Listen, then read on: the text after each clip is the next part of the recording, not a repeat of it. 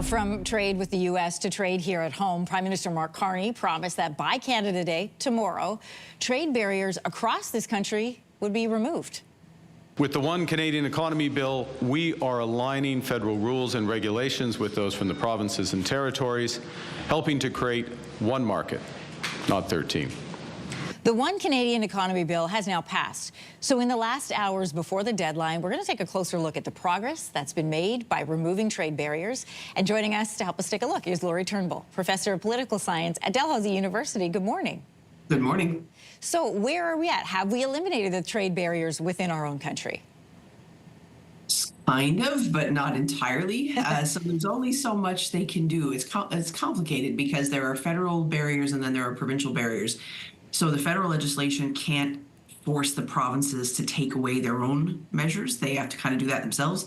But the federal legislation can take away some of the things that were federal, that were creating some complications in terms of businesses that were doing, that were like going farther than one province. So, for example, if you have a certification in a province, you want to apply for a job in another province, you don't have to go through, and that's a federal job, you don't have to go through another certification process. If it's a federal job, you can just, your credentials will count. But it's not necessarily the case that the provinces have taken away their different certification processes and different regulations and things like that. So it's an all depends kind of answer, which is not helpful. You know, people hear interprovincial trade barriers and they think this should be done. Everybody agrees this is something positive for the country, especially in the times we're living in now. For people who might not understand clearly the delineation between the provincial and federal barriers, and has the federal government lived up to its commitments by Canada Day?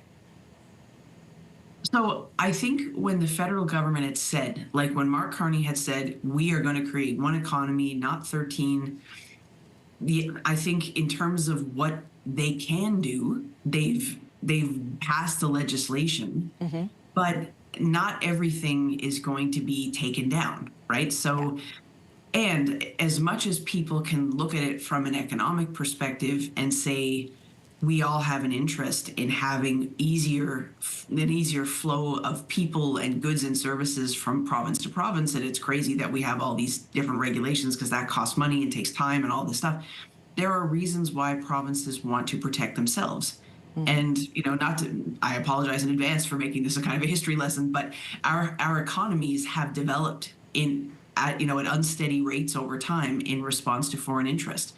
And so we don't have an integrated economy because of that. And so, and often a province wants to protect its own industry, its own goods and services. They want to create a space where in their own province, their local, goods. So things like buy local, like those things have resonance with people too. So it's a harder thing, I think, than sometimes we acknowledge. And now that we're in the thick of it, we can see just kind of ripping down all the barriers is very difficult.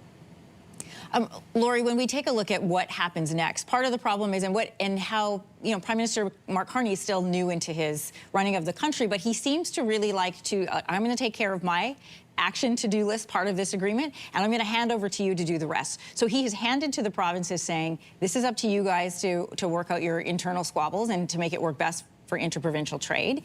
The provinces have in turn said, hey, we could do with some more money from the feds in order to make this work a little bit easier. So what happens next? So some of the provinces have already been engaging in agreements with one another to voluntarily take down those trade barriers. Nova Scotia is one that Tim Houston has said, look, we'll do our part if you do yours. If you take down your barriers, we'll take down ours. We'll work with any province that wants to play ball like that. And so it's not like the provinces, necessarily don't want to do it.